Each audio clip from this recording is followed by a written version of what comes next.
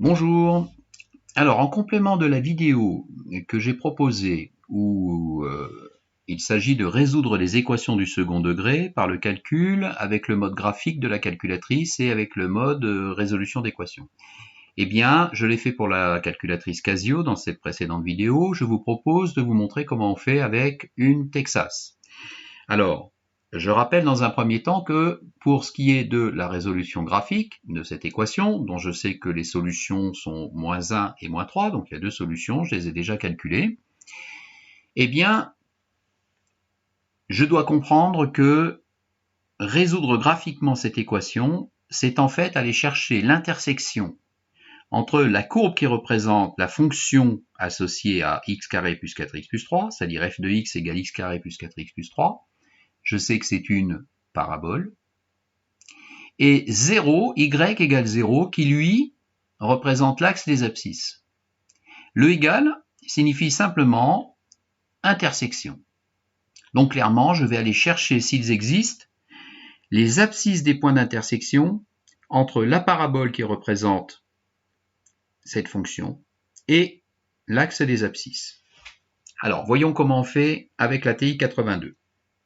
Donc voilà, j'ai la TI 82 la plus ancienne. Alors, je vais d'abord renseigner la fonction. Donc, y égale, et là, je note la fonction qui est ici, c'est-à-dire x au carré plus 4x plus 3. Entrée. Voilà. Et j'en demande la représentation graphique. Alors, je ne me préoccupe pas du réglage de la fenêtre. Je vais voir ce que ça donne directement. Donc ici, représentation graphique, graphe. Voilà ce que j'obtiens. Alors j'obtiens bien une parabole, c'est la parabole qui représente cette fonction, la fonction associée à cette équation, pardon, et à cette expression, et donc l'axe des abscisses, que je vois ici, j'ai bien deux points d'intersection. Alors vous voyez, le problème c'est que la courbe elle est toute petite, là je vois pas grand chose. Alors je vais faire un zoom. Qu'est-ce que je vais utiliser? Ça c'est très pratique, je vais utiliser un zoom boîte. Donc voilà, ici je vais cliquer sur zoom, et vous voyez dans les différents zooms qui me sont proposés, il y a un zoom box. Donc c'est boîte.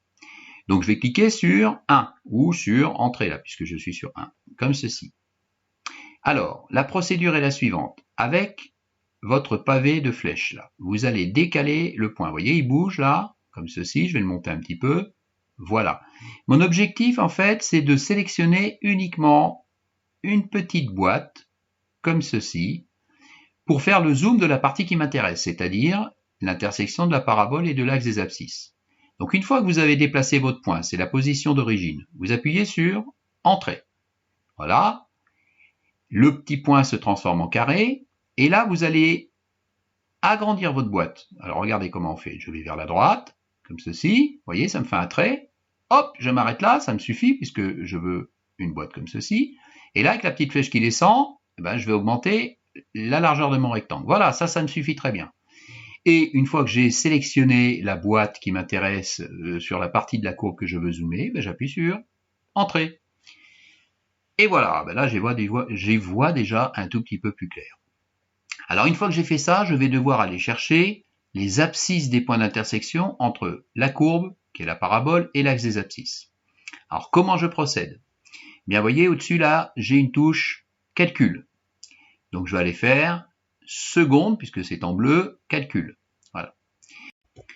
Alors je vais sélectionner le zoom de root. Alors root en anglais ça veut dire racine. Alors les solutions d'une équation du second degré, ça s'appelle aussi les racines de l'équation. Donc je vais aller sélectionner les racines. Voilà, root, comme ceci. Alors là c'est un petit peu compliqué avec la Texas, mais on va s'en sortir.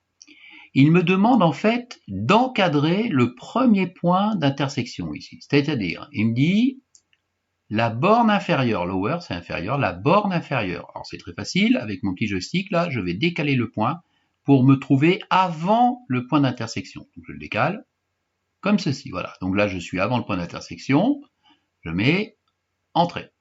Puis après il me demande quelle est la borne supérieure, donc il faut que j'encadre le point qui est là. Donc très simplement, je vais faire glisser mon point et je vais l'amener à cet endroit-là, par exemple, c'est-à-dire après le point d'intersection.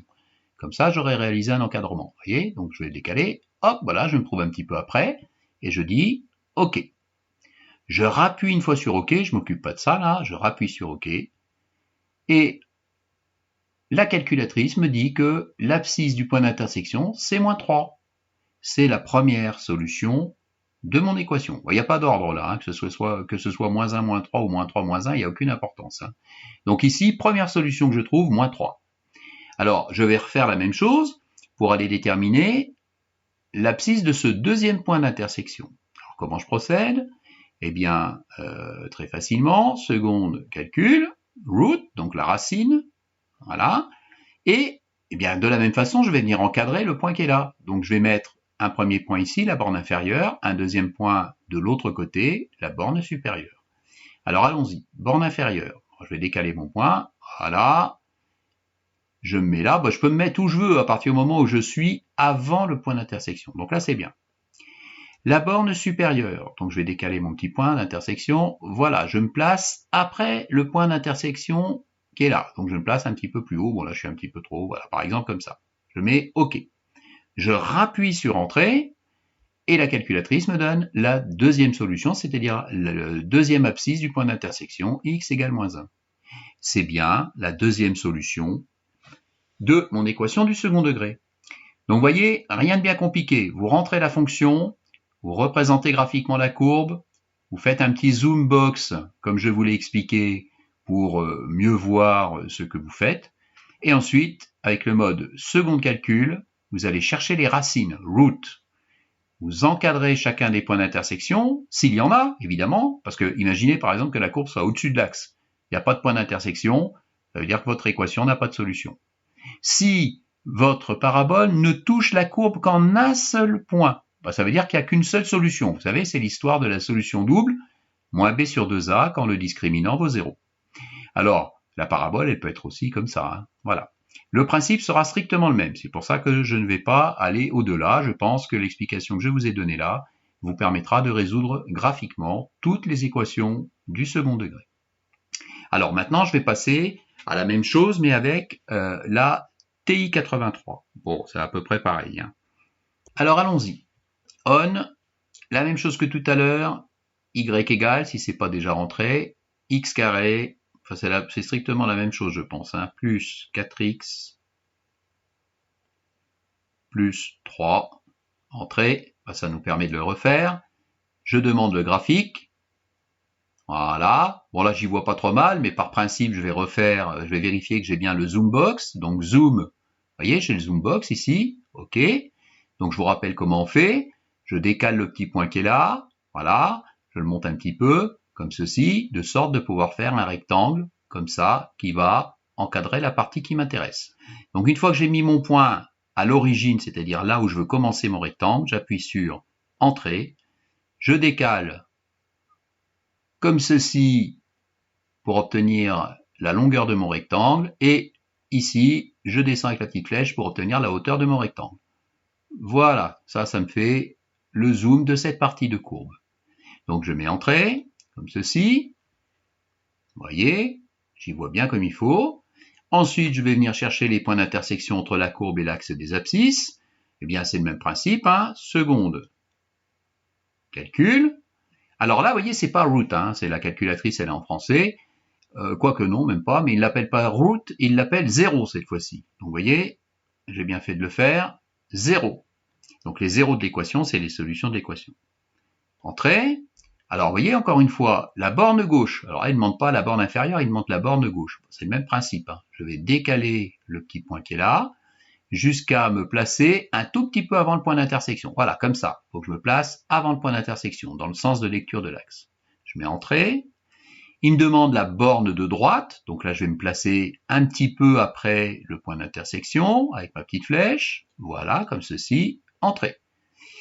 Je me moque de ce qu'il y a de marqué là. Voilà, Entrée. Et la première solution, c'est x égale moins 3.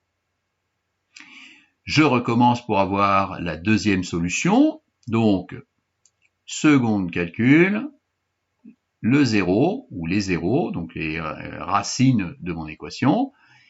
Il me demande quelle est la borne inférieure, je vais venir me placer là, vous l'avez compris. Donc bon là c'est un petit peu longué, je vais déplacer mon point jusqu'à ce que j'arrive.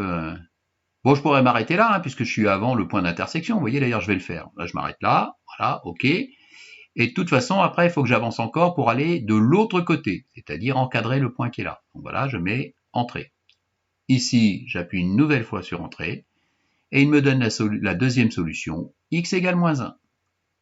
Voilà, donc avec la TI 83, bon, il y a, disons, des notations qui sont un tout petit peu différentes, mais le principe est strictement le même. Alors la grosse différence avec la Casio, c'est qu'il faut encadrer les points dont vous voulez les abscisses, hein, les points d'intersection. Voilà, j'espère que ça vous aidera à résoudre vos équations du second degré graphiquement, à vérifier vos solutions. Bon courage!